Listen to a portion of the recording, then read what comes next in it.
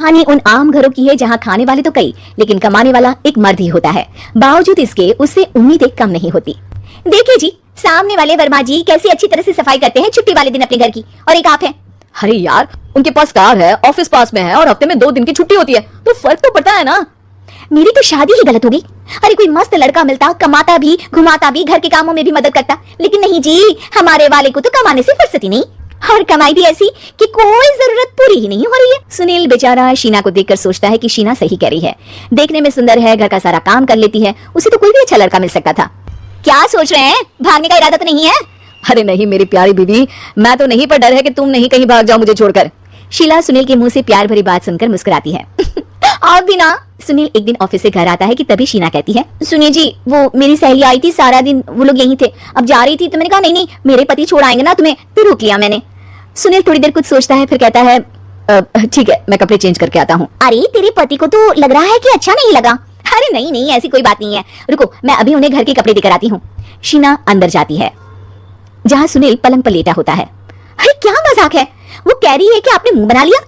सही तो कह रही है, सुबह से अब ऑफिस से लौटा हूँ, एक कप चाय का तो पूछा नहीं, 20 किलोमीटर जाओ और आओ, और फिर कल उसी टाइम पर ऑफिस। अरे यार, मुझे गाड़ी चलानी आती ना तो बोलती भी नहीं आपको, और कौन सा रिक्शा खींच कर जाना है आपको। सुनील अब क्या बोलता। रात देर से आता है और सो जाता है। अगले दिन शरीर दर्द हो रहा है। अरे तो मत जाओ ना ऑफिस, चलते हैं ना मार्केट घूमने, फिर पिक्चर देखेंगे और रात में खाना खाकर घर वापस। सुनील जब सारे दिन की थकान वाला शेड्यूल सुनता है तो वो सीधे सीधे ऑफिस के लिए तैयार हो जाता है। अब आए दिन शीना की डिमांड बढ़ती ही चली जाती है और सुनील उसको पूरा भी करता, लेकिन एक दिन, ए जी मेरा भाई आ रहा है, उसे 2 लाख रुपए की जरूरत है। हाँ तो मैं क्या करूँ शीना, मेरे पास इतने रुपए नहीं है। हाँ हाँ पता है नहीं है, लेकिन किसी से लेकर तो दे सकते हो ना। अरे मैं किससे मांगू, मेरे तो जानने में भी कोई नहीं है जिसके पास इतनी बड़ी रकम हो। तभी वहाँ शीना का भाई शीनू आ जाता है। जीजा जी कैसे हैं आप? अब मैं ठीक हूँ शीनू, अचानक इतनी बड़ी रकम की जरूरत कैसे पड़ गई?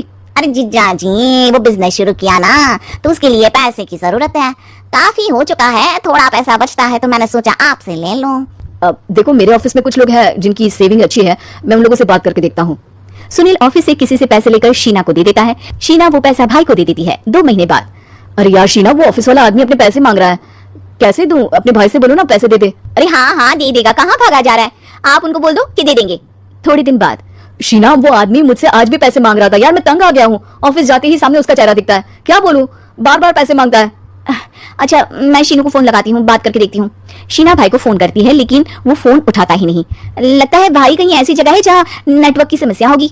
सुनील अगले दिन दोपहर को ही घर आ जाता है, उसका चेहरा उतरा और परेशान सा होता है, वो रोने लगता है। अरे क्या हुआ जी, आप इतना परेशान क्यों है, सब ठीक तो है ना? अरे नहीं शीना, कुछ ठीक नहीं है, मैं ठीक नहीं हूँ। तुम्हारे भाई के लिए मैंने जो पैसे लिए थे, उस आदमी ने आज भरे ऑफिस में सबके सामने मेरी बेइज्जती कर दी। सबके सामने आज मैं कर्जदार बनकर खड़ा था। मैंने हर वो प्रयास किया घर चलाने के लिए जो मैं कर सकता था, लेकिन अब नहीं होगा। वो फिर रोने लगता है। अरे आप तो औरतों की तरह रो रहे हैं, मर्द हैं आप। क्यों, आदमी के सीने में दिल नहीं होता, या फिर वो इंसान नहीं मशीन होता है? अरे मैं थक चुका हूँ शीना, तुम समझती क्यों नहीं? मैं भी शारीरिक और मानसिक रूप से थकता हूँ, मैं भी आराम करना चाहता हूँ, सुकून चाहता हूँ, मैं अब कुछ नहीं कर सकता। कुछ नहीं। वो बैठ जाता है। शीना पति को हैरान परेशान देखकर चुप हो जाती है। अगले दिन, सुनिए ये लीजिए 2 लाख रुपए, उस आदमी को दे दीजिए और बोल दीजिए कि आज के बाद किसी को पैसे के लिए बेइज्जत ना करे।